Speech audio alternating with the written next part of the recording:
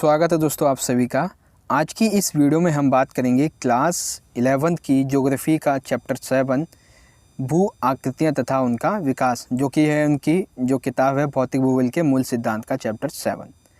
तो दोस्तों इस चैप्टर के most important questions and answer की वीडियो लेके आए हैं। तो इसमें हम 1 मार्क्स के, 3 मार्क्स के एंड 5 मार्क्स के आपके जो इंपॉर्टेंट प्रश्न उत्तर हैं वो करने वाले हैं। तो चलिए वीडियो को स्टार्ट करते हैं बिना टाइम वेस्ट किए हुए। सबसे पहले बात करते हैं 1 मार्क्स के इंपॉर्टेंट प्रश्नों की। 1 मार्क्स में हमारे सबसे पहले इंपॉर्टेंट प्रश्न है 5। वो क्या है, देखिए सबसे पहला, जैसा कि चैप्टर का नाम है कि भू आकृति होती क्या है। तो देखिए पृथ्वी पर छोटे से मध्यम आकार के भूखंड भू आकृति कहलाते हैं। यानी कि पृथ्वी पर छोटे से छोटा या बड़े से बड़े आकार का किसी भी आकार का भूखंड यानी पृथ्वी का आकार भू आकृति कहलाता है। एक तरह से पृथ्वी पर जितने भी प्रकार के भूखंड हैं वो भू आकृति कहलाते हैं। दूसरा प्रश्न है पेनीप्लेन या संप्राय क्या है, संप्राय मैदान क्या है। तो नदी अपरदन के द्वारा बने मैदान संप्राय मैदान कहलाते हैं। यानी कि नदी अपरदन के द्वारा, नदी के कटने की वजह से जो मैदान बनते हैं वो क्या कहलाते हैं, संप्राय मैदान कहलाते हैं। ठीक है, बात करते हैं अगले प्रश्नों की। अगला प्रश्न है कि जलप्रपात नदी किस अवस्था में निर्मित होते हैं। जलप्रपात जो होता है, जलप्रपात नदी किस अवस्था में निर्मित होते हैं। तो देखिए जलप्रपात नदी की युवा अवस्था में बनते हैं, जब नदी पहाड़ों पर बह रही होती है। ठीक है, जैसे उदाहरण के लिए जलगति का वह अवनमित कुंड, इसे आगे जानेंगे। तो जलप्रपात कैसे बनते हैं, जलप्रपात नदी की युवा अवस्था में बनते हैं जब ये नदी पहाड़ों से बह रही होती है। क्वेश्चन नंबर 4 है जलोढ़ पंखों का निर्माण कब होता है। जलोढ़ पंखों का निर्माण कब होता है। तो देखिए जब नदी पर्वतीय क्षेत्रों से नीचे की तरफ बहती है, यानी कि जो नदी होती है वो पर्वत से नीचे की तरफ बहती है, तो उनका प्रभाव धीमा पड़ जाता है, यानी कि वो थोड़ा धीरे धीरे बहती है।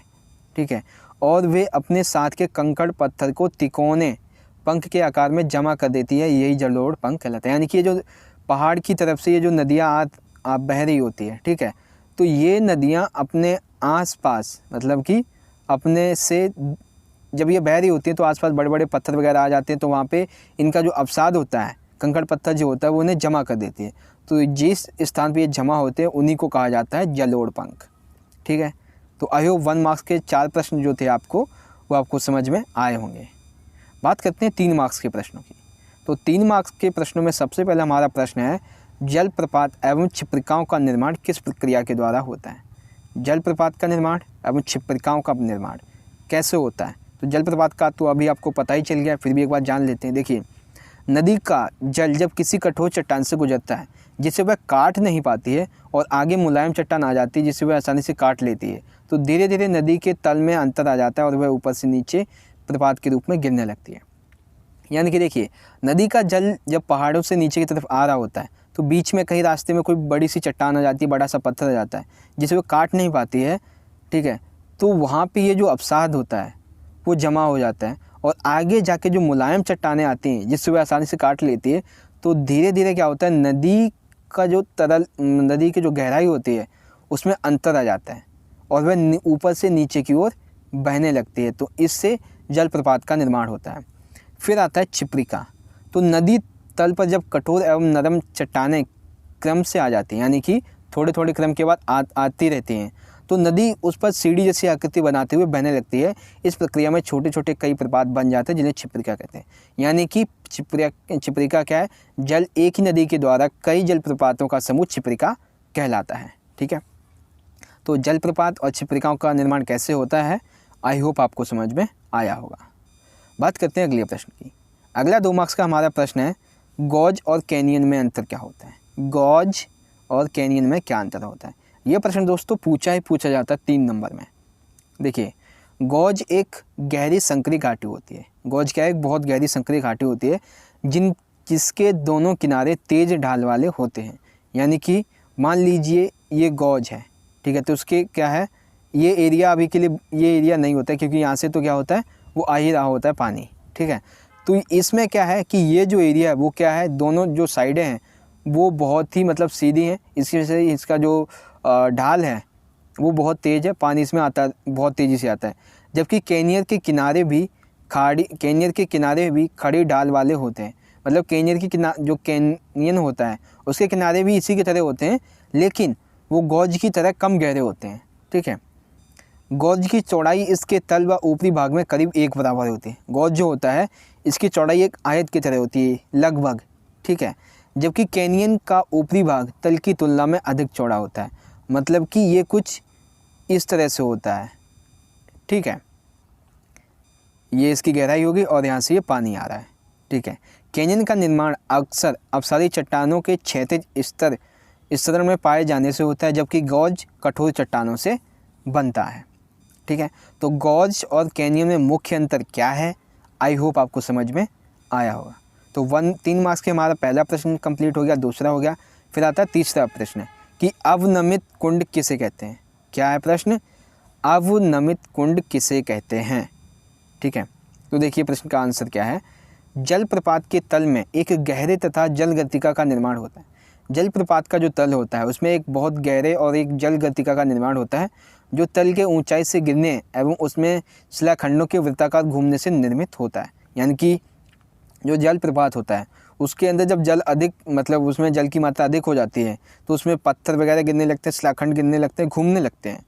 उसी की वजह से ये जो अवनमित कुंड होते हैं इनका निर्माण होता है।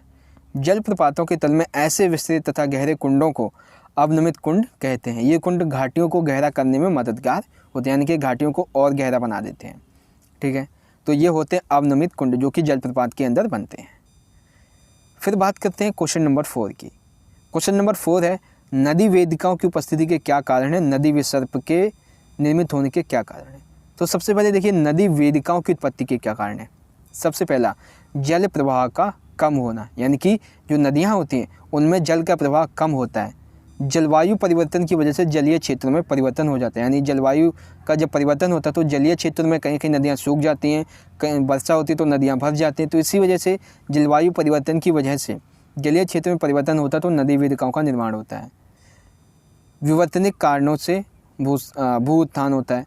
यह नदियाँ तट के समीप होती हैं तो समुद्र तल में परिवर्तन होता है, यानी कि जब ये नदियाँ समुद्र तल के आसपास होती हैं तो ये क्या करती हैं, समुद्र में पहुंच जाती हैं, तो वहाँ पे नदी वेदिकाओं की उत्पत्ति होती है। ठीक है, तो ये कुछ 3-4 कारण हैं जिसकी वजह से नदी वेदिकाओं की उत्पत्ति होती है। वहीं नदी विसर्प के उत्पन्न होने के क्या कारण है, नदी विसर्प जो है उसके उत्पन्न होने के क्या क्या कारण है। तो देखिए सबसे पहला उत्तर है, नदी विसर्प के निर्मित होने के निम्नलिखित कारण है। पहला, मंद ढाल पर बहते हुए जल से तटों पर क्षैतिज अवस्था पार्श्विक कटाव करने की प्रवृत्ति का होना, यानी कि जहाँ पे जो नदियाँ होती है वो धीरे धीरे बह रही होती हैं तो वहाँ पे क्षैतिज अवस्था में ये जल का कटाव जो होता है वो होने लगता है, उसकी वजह से नदी विसर्पों का निर्माण होता है। ठीक है, मान लीजिए कोई बड़ी सी चट्टान आ गई, मतलब चट्टान नहीं, कोई बड़ा सा कुछ भी बड़ा सा चट्टान या पत्थर आ गया जिसकी वजह से क्या होता है, नदी थोड़ी सी कट जाती है। मान लीजिए नदी जा रही है, देखिए ये नदी जा रही है, अब इस नदी के बीच में यहाँ पे कुछ पत्थर सा आ गया बड़ा सा, तो यहाँ पे जो थोड़ा सा पानी है वो इस साइड चला जाएगा, तो ये नदी विसर्प कहलाता है। तो इसी वजह से नदी का निर्माण होता है। दूसरा है, तटों पर जलोढ़ जमाव जिससे जल के दाब का पार्श्वों पर बढ़ना, यानी कि जो तट होते हैं, बांध जहाँ पे बनाए जाते हैं, वहाँ से इन नदी विसर्पों का निर्माण होता है।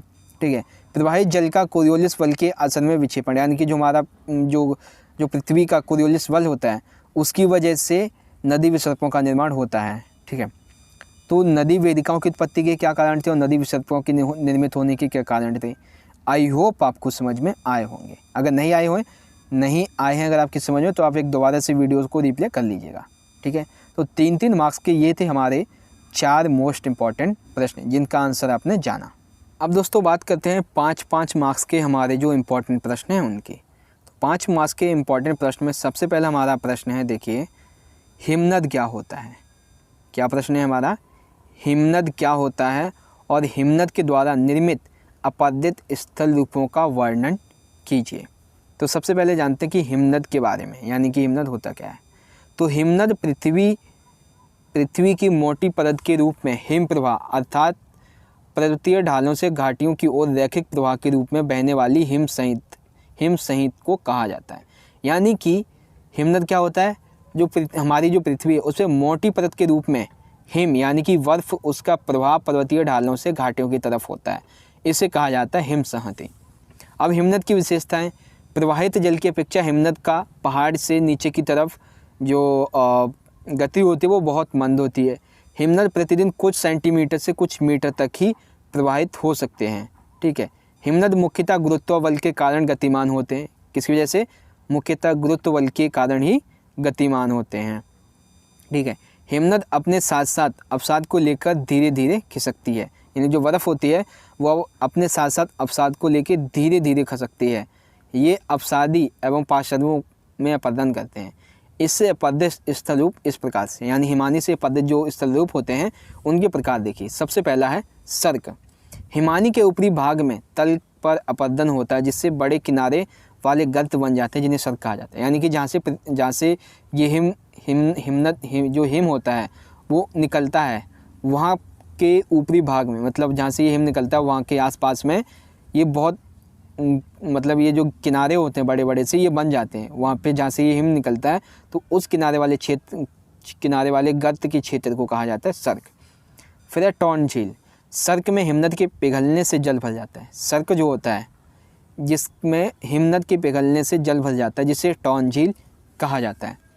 और सुरंग है, जब दो सर्क एक दूसरे से विपरीत दिशा में मिल जाते हैं तो नुकीली चोटी जैसी आकृति बन जाती है, जिसे सुरंग कहा जाता है। तो सर्क, टॉन झील और सुरंग ये तीनों ही एक दूसरे से पूरे के पूरे मिले हुए हैं। पहले सर्क बनता है, फिर टॉन झील बनती है, फिर सुरंग बनता है। ठीक है, तो 5 मार्क्स का ये था आपका एक प्रश्न कि हिमनद क्या होता है। ठीक है, फिर हमने जाना हिमनद क्या होता है, इसकी विशेषताओं के बारे में, और हिमनद के द्वारा निर्मित अपरदित स्थलरूपों का वर्णन कीजिए। तो ये 3 थे, एक तो था सर्क, एक तो था टॉन झील और एक तो था सुरंग। ठीक है, तो 5 मार्क्स का ये पहला प्रश्न हिमनद क्या है, हिमनद के द्वारा निर्मित अपरदित स्थलरूपों का वर्णन कीजिए। आई होप आपको 5 मार्क्स का ये पहला प्रश्न समझ में आया होगा। बात करते हैं इस चैप्टर के और 5 मार्क्स के हमारे आखिरी प्रश्न की। ठीक है, तो आखिरी प्रश्न है हमारा, देखिए, भूमिगत जल या भौम जल के द्वारा निर्मित अपरदित स्थल रूपों का वर्णन कीजिए। यानी कि जो भूमिगत जल होता है या भौम जल कह लीजिए, इनके द्वारा निर्मित स्थल रूपों का वर्णन कीजिए। तो देखिए, चूना युक्त चट्टानें आर्द्र जलवायु क्षेत्रों में जहाँ वर्षा अधिक होती है रासायनिक क्रिया के द्वारा बहुत सारे स्थल रूपों का निर्माण करती हैं। चूना युक्त जो चट्टानें होती हैं, ठीक है, वे ऐसे क्षेत्रों में जहाँ जलवायु क्षेत्रों में वर्षा अधिक होती है वहाँ रासायनिक क्रिया के द्वारा ये बहुत से स्थल रूपों का निर्माण करते हैं। सबसे पहला स्थल रूप है घोलरंध्र। देखिए घोलरंध्र क्या होता है। देखिए ये जो घोलरंध्र होते हैं ये कीप की आकार के गर्त होते हैं। जैसा कि अभी मैंने आपको गॉर्ज और कैनियन के बारे में बताया था, तो ये घोलरंध्र भी कीप की आकार के होते हैं जो ऊपरी भाग से वृत्ताकार होते हैं। इनकी गहराई आधा मीटर से 30 मीटर तक होती है। इनकी गहराई कितनी होती है घोलरंध्र की, जो कीप के आकार के होते हैं, आधा मीटर से 30 मीटर तक होती है। ठीक है, फिर आता है विलयरंध्र। ये कुछ गहराई तक घोलरंध्र के निचले भाग से जुड़े होते हैं। यानी कि घोलरंध्र जो होते हैं, घोलरंध्र जो कि 30 मीटर तक होते हैं या उससे तक कह लीजिए थोड़ा सा, तो उनके निचले भाग से जुड़े होते हैं, जो कि चूना पत्थर चट्टानों के तल पर घुलना इन क्रिया के द्वारा निर्मित होते हैं। वहीं लैपीज क्या होते हैं, तो देखिए धीरे धीरे चूना युक्त चट्टानों के अधिकतर भाग गर्त व खाइयों में बदल जाते हैं। चूना युक्त जो चट्टानें होती हैं उनका अधिकतर भाग जो होता है वो गर्तों में या खाइयों में बदल जाते हैं और पूरे क्षेत्र में अत्यधिक अनियमित पतले व नुकीले कटक रह जाते हैं, जिन्हें लेपीज कहते हैं। यानी कि चूना युक्त चट्टानों के अधिकतर भाग जहाँ पे गर्त और खाइयाँ बनते हैं वहाँ पे कुछ नुकीले कटक रह जाते हैं, जिन्हें कहा जाता है लेपीज। इनका निर्माण चट्टानों की संधियों में घुलने की प्रक्रिया के द्वारा होता है। चट्टानों में जो संधियाँ होती हैं जब वो घुल जाती हैं उस प्रक्रिया के द्वारा इन लेपीज का निर्माण होता है। ठीक है, फिर आते हैं हमारे निक्षेपित स्थल रूप। निक्षेपित स्थल रूप ये क्या होते हैं, देखिए सबसे पहला है हमारा स्टेलेकाइट। ठीक है, एक सेकेंड पहले मैं इसको अंडरलाइन करता हूँ। देखिए निक्षेपित स्थल रूप, इससे पहले का जो पॉइंट है आई होप आपको वो समझ में आया होगा। ठीक है, तो सबसे पहला देखिए निक्षेपित स्थल रूप में है स्टेलेकाइट। देखिए ये क्या होते हैं, यह चूना प्रदेशों की निक्षेपण प्रक्रिया से स्थलाकृति है। यह चूना प्रदेश जो होते हैं वहाँ पे निक्षेपण प्रक्रिया होती है, उसके द्वारा बनते हैं। कंदराओं की छत से चूना मिला हुआ जल टपकता है। कंदरा जो होती है, कंदरा, ठीक है, वहाँ उनकी जो छत होती है उनसे जो चूना मिलता है, ठीक है, तो टपकने वाली बूंदों का कुछ अंश जो होता है वो छत में रहता है, तो इसका पानी भाप बनकर वायुमंडल में उड़ जाता है और चूना छत से लगा रह जाता है। ऐसे लटकी हुई स्तंभों की आकृति को क्या कहा जाता है? स्टैलेक्टाइट कहा जाता है। ठीक है, फिर दूसरी आकृति आती है स्टैलेग्माइट। ये क्या होती है? देखिए, जब चूना मिश्रित जल कंदराओं की छत से नीचे धरातल पर गिरता है, जिसका जल तो जो वाष्पित रूप से उड़ जाता है, लेकिन चूना पत्थर धरातल पर जम जाता है। इस प्रकार कंदराओं के धरातल पर एक स्तंभ खड़ा हो जाता है, जिसे स्टैलेग्माइट कहा जाता है। ठीक है, दूसरा आता है स्तंभ। विभिन्न मोटाई के स्टैलेकाइट व स्टैलेग्माइट दोनों स्तंभ बढ़कर आपस में जुड़ जाते हैं, जिसे कंदरा स्तंभ या चूना स्तंभ कहा जाता है। तो निक्षेपित स्थल रूप ये 3 थे और 5 मार्क्स का हमारा ये आखिरी प्रश्न था। आई होप आपको ये 5 मार्क्स का आखिरी प्रश्न क्या था? देखिए, भूमिगत जल या भौम जल द्वारा निर्मित अपर्दित स्थल रूपों का वर्णन कीजिए। आई होप आपको ये प्रश्न समझ में आया होगा। तो देखिए, ये प्रश्न और ये चैप्टर यहाँ पे ख़त्म होता है। आशा करता हूँ दोस्तों आज की ये वीडियो आपको पसंद आई होगी। वीडियो अच्छी लगी तो लाइक करना, इस वीडियो को अपने दोस्तों के साथ अधिक से अधिक जरूर शेयर कर देना। आप हमारे चैनल को सब्सक्राइब जरूर कर लीजिएगा और वीडियो कैसी लगी कमेंट करके बताइएगा। तो चलिए दोस्तों, हम मिलेंगे अगली वीडियो में आपके अगले चैप्टर के साथ। तब तक के लिए आप पढ़ते रहिए, अपना ख्याल रखिए। धन्यवाद। जय हिंद, वंदे मातरम।